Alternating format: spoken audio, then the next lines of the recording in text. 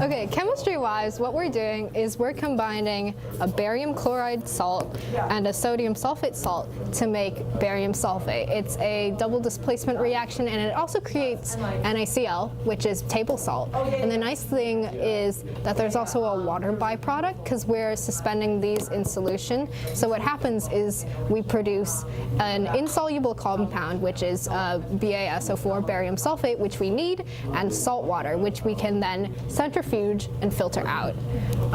So after that, the barium sulfate gets put on one of these wax paper trays, and then we go put it in another teacher's oven. The oven is actually supposed to be used for cultivating bacteria for labs, but she lets us use it as well. Shout out to Miss Floyd. And it'll dry into a powder, and we crush up the powder, and then we combine it with dimethylformamide, which is a binding agent, and it also breaks down this other, it's a type of plastic called polymethyl methacrylate, or PMMA for short.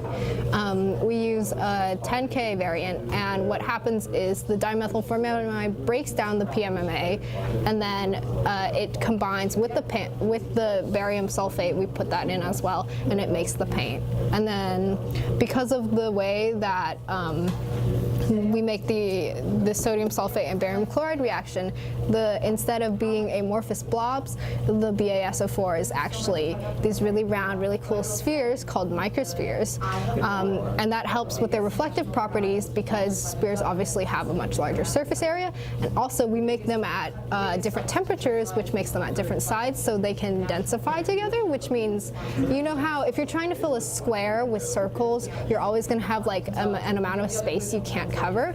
But if you put smaller circles in between the circles and then smaller circles in between those circles, you'll eventually cover more space.